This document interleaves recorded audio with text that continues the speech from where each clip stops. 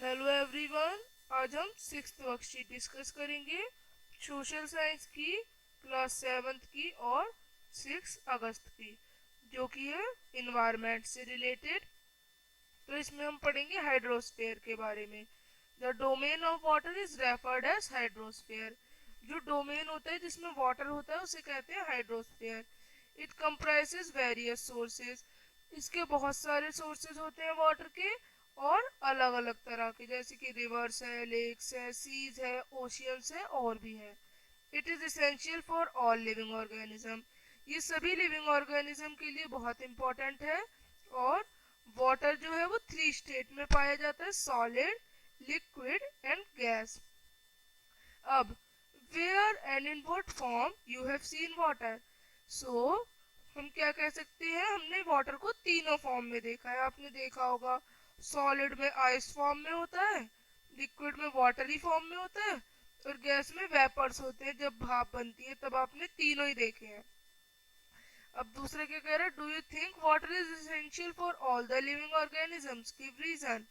Yes, water is essential for all the living organism because anyone, including humans and animals, do not live without water. So इस तरह से हम ये answer लिखेंगे। अब atmosphere क्या होता है? The atmosphere is the thin layer of air that surround earth. जो एटमॉस्फेयर है वो एक थिन लेयर है, किसकी? एयर की, जो कि सराउंड करती है किसको? अर्थ को। The gravitational force of the earth holds the atmosphere around it. और जो ग्रेविटेशनल फोर्स होती है अर्थ की, वो ही इस एटमॉस्फेयर को पकड़े रखती है।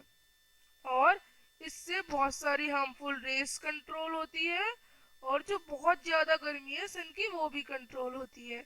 ये किसकी बनी होती है? बहुत सारी गैसेस की, डस्ट की और वाटर वेपर की। अब आपको क्या करना है इससे related? We see various incidents. हमने एटमॉस्फेयर में बहुत सारे इंसिडेंट देखे हैं। एरोप्लेन का उड़ना, बर्ड का फ्लाई करना, काइट, ट्विंकल स्टार्स, इन सब की आपको लिस्ट बनानी है और बताना है कि एटमॉस्फेयर क्यों इम्पोर्टेंट है। अब आगे कुछ जानते हैं। The air in earth atmosphere is made up of experimentally 78% nitrogen. जो अर्थ का एटमॉस्फेयर है उसमें 78% नाइट्रोजन और 21% ऑक्सीजन है। Air has also some amount of other gases. कुछ और अमाउंट है गैसेस की, जैसे कि कार्बन डाइऑक्साइड, नियॉन, हाइड्रोजन और भी बहुत सारी। अब कुछ लेयर्स होती हैं अर्थ की। अर्थ में सबसे पहली layer troposphere, stratosphere, then mesosphere, thermosphere और एक्सोस्फियर। तो ये आपको पांचों लेयर याद रखनी है। अब plant and animal kingdom together में बायोस्फीयर। प्लांट और एनिमल किंगडम मिलके बायोस्फीयर बनाती है एक लिविंग वर्ल्ड का। और ये एक नैरो जोन है अर्थ की, जिसपे लैंड, वाटर, एयर सब मिलके एक ऐसा कॉम्बिनेशन बनाते हैं जिसपे लिविंग जो वर्ल्ड है वो रह सके। अब what do you mean by biosphere?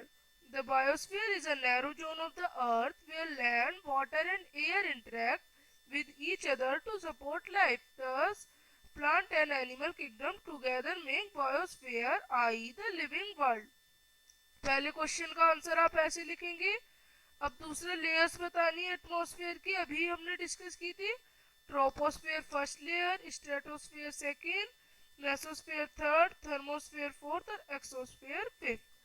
तो ये थी वर्कशीट। अब हम मिलेंगे अपनी नेक्स्ट वर्कशीट के साथ, तब तक के लिए बाय।